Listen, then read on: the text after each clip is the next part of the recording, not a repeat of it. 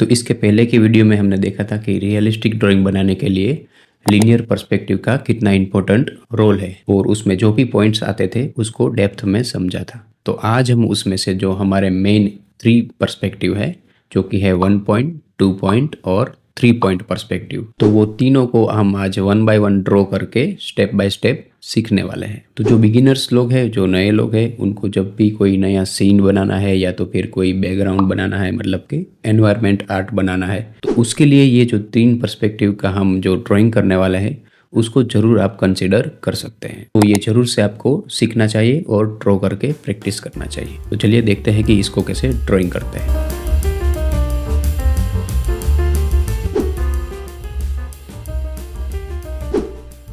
तो पहले हम स्टार्ट करेंगे 1 पॉइंट पर्सपेक्टिव से। उसमें हम पहले बनाएंगे एक होराइजन लाइन,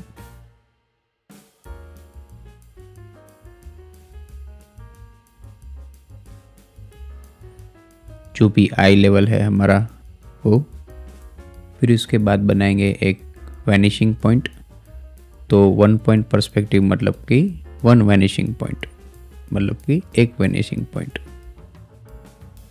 तो ये वैनिशिंग पॉइंट कहीं पर भी हो सकता है, लेकिन अभी के लिए हम सेंटर से कंसिडर करते हैं।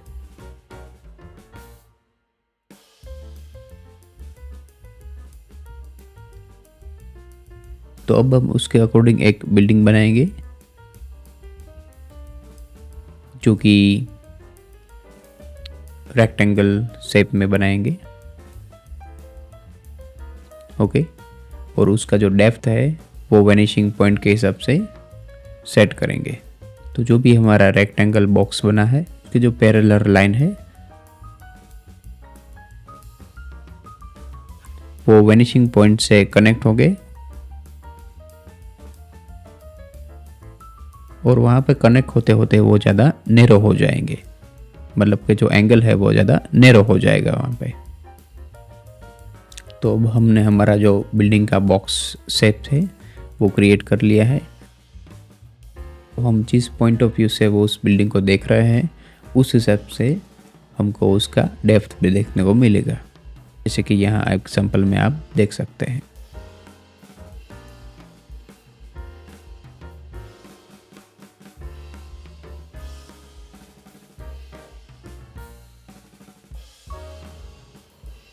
और अब हम उसमें उसके अकॉर्डिंग डिटेल ऐड करेंगे, जो भी उसके विंडो है या तो फिर उसके बालकनीज है वो भी सब ऐड करेंगे।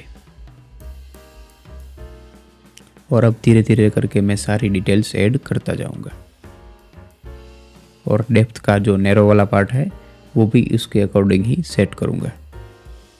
तो इसमें खास ध्यान रखना है कि जो भी वर्टिकल लाइन जा रही है जो भी, वो सीधा ही होना चाहिए, मतलब जो भी वर्टिकल और हॉरिजॉन्टल लाइन है वो दोनों स्ट्रेट रहेगी दोनों साइड से। ओके।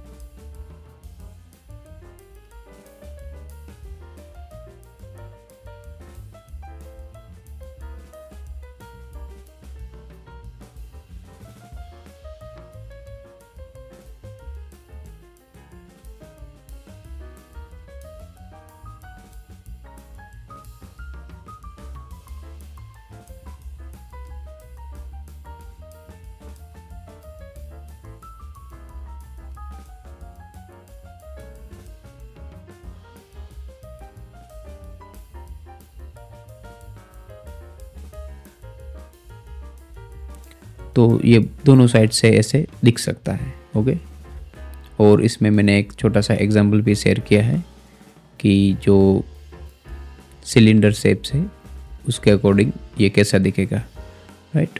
जो भी लेफ्ट साइड में है या तो फिर राइट साइड में है, वो पर्सपेक्टिव के हिसाब से हमको कैसे दिखने को मिलेगा। ओके,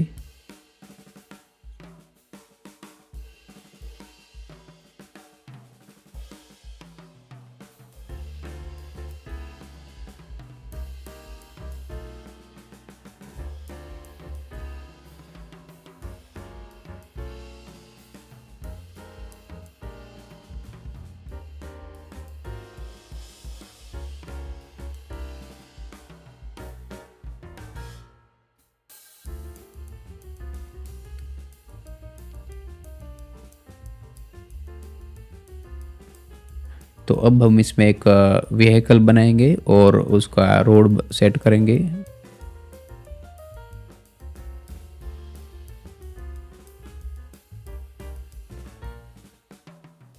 तो हमने जो सीन क्रिएट किया है वो फ्रंट का है।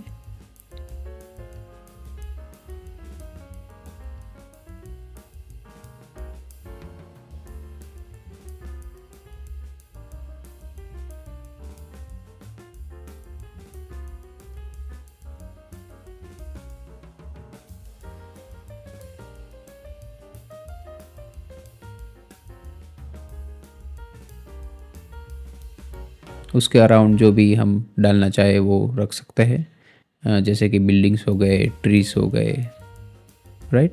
जो भी डालना है वो आप ऐड कर सकते हैं, क्लाउड ऐड कर सकते हैं। ओके,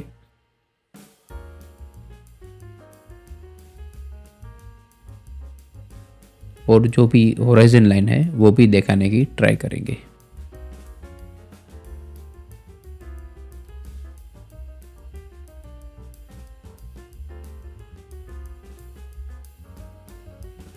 ओके, तो ये हो गया हमारा वन पॉइंट पर्सपेक्टिव। तो अब हम इस वन पॉइंट पर्सपेक्टिव को थोड़े दूसरे एंगल से देखने की ट्राई करेंगे, जिसमें वेनिसिंग पॉइंट थोड़ा लेफ़्ट साइड में मूव करेंगे और उसके अकॉर्डिंग बिल्डिंग को देखने की ट्राई करेंगे। तो जो बिल्डिंग की डेप्थ है वो ज़्यादा देखने को मिलेगी हमको, राइट। जैसे कि यहाँ एग्जांपल में आप देख सकते हैं।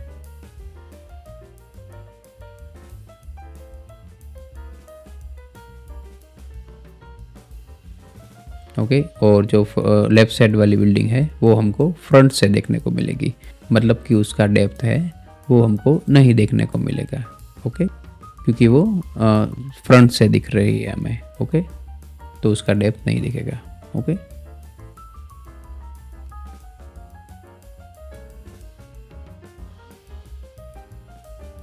तो वैसे ही हम राइट साइड में भी मूव करके सेट कर सकते हैं। मतलब डिपेंड है कि वो वेनिशिंग पॉइंट हम कहाँ रख रहे हैं, उसके अकॉर्डिंग वो पूरा सीन हम क्रिएट कर सकते हैं ऐसे। ओके, तो ये हो गया हमारा वन पॉइंट पर्सपेक्टिव।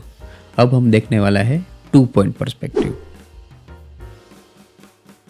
तो टू पॉइंट पर्सपेक्टिव मतलब कि जो ऑब्जेक्ट है, जो भी सब्जेक्ट है, उसको हम 3/4 एंगल में दिखाने की ट्राई करेंगे। मतलब का उसका जो साइड का एंगल है वो दिखाने की ट्राई करेंगे और उसके अकॉर्डिंग पूरा एक व्यू क्रिएट करेंगे, राइट।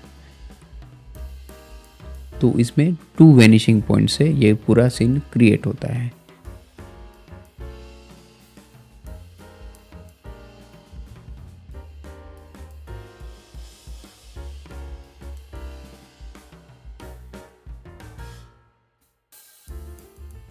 तो हम अब एक स्ट्रेट लाइन बनाएंगे और इसमें भी हमको जो भी वर्टिकल लाइन है वो स्ट्रेट रखनी है।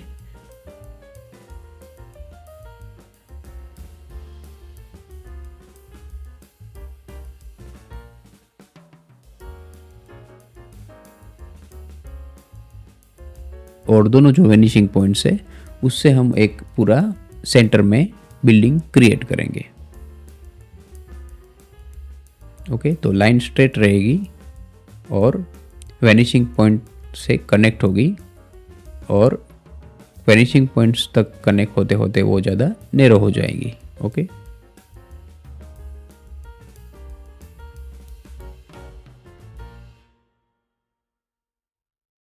तो अब हम उसके अकॉर्डिंग बिल्डिंग में डिटेल्स ऐड करेंगे, विंडो और उसकी बालकनी सब ऐड करेंगे। ओके,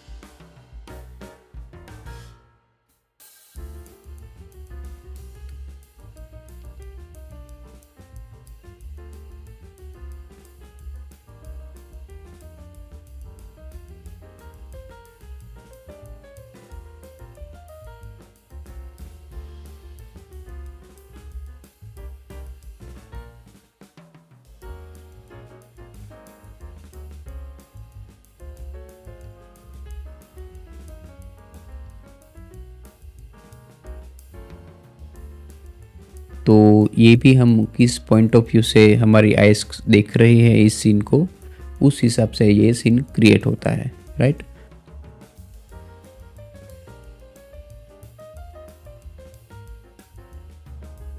और हम टॉप एंगल से देखेंगे तो थोड़ा डिफरेंट हिसाब से देखने को हमको मिलेगी। ओके,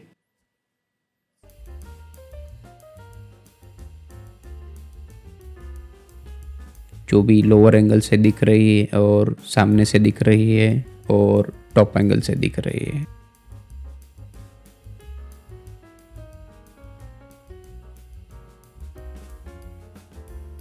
हमको डिटेल डालनी है तो ऐसे डाल सकते हैं, राइट। लेकिन एक अभी एग्जांपल के लिए मैं बहुत ज़्यादा डिटेल में नहीं जाता हूँ, सिर्फ आपको समझाने के लिए थोड़ा थंबनेल जैसा ही बना रहा हूँ। ओके,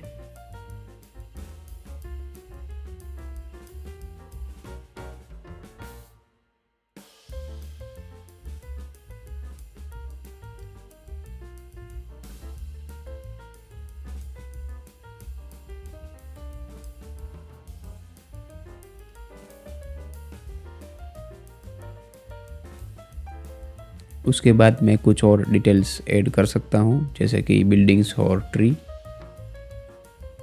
जो भी 2 वैनिशिंग पॉइंट है उसके अकॉर्डिंग।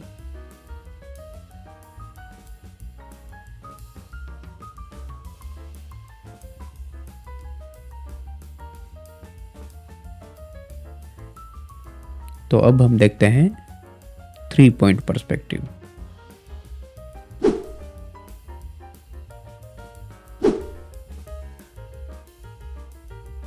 तो देखिए अब 3 पॉइंट पर्सपेक्टिव भी 2 पॉइंट जैसा ही है, मतलब कि ये एक 2 पॉइंट पर्सपेक्टिव ही है।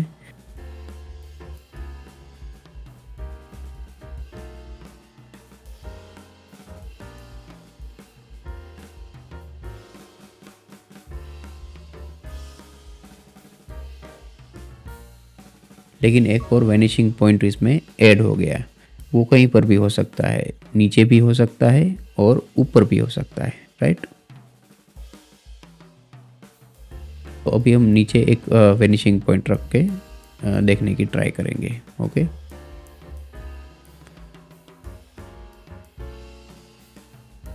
तो जो भी वर्टिकल लाइन जा रही थी इसमें, वो थोड़ी नैरो हो जाएगी थर्ड वैनिशिंग पॉइंट तक कनेक्ट होते होते। ओके,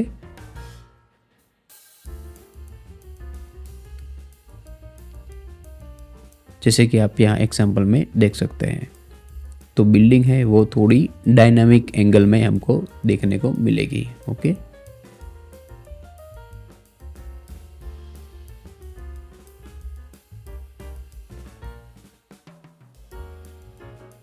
और ये भी हम किस पॉइंट ऑफ व्यू से देख रहे हैं उसके अकॉर्डिंग ही वो सीन डिपेंड करता है कि अगर लोअर एंगल से देखते हैं तो डिफरेंट तरीके से देखने को मिलेगी, और टॉप से देखेंगे तो डिफरेंट तरीके से हमको देखने को मिलेगी। जैसे कि यहाँ मैंने एग्जांपल में ड्रॉ करके आपको दिखाया है, lower angle and top angle. Okay,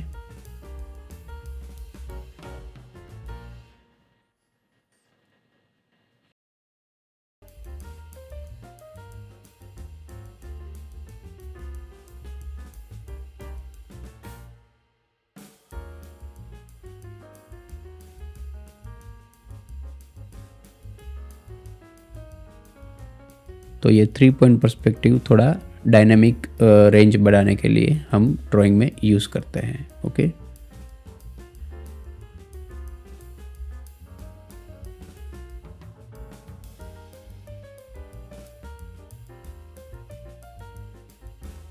तो ये तीनों पर्सपेक्टिव को हमको बेसिक से समझना है और ड्राइंग करके इसकी प्रैक्टिस करनी है।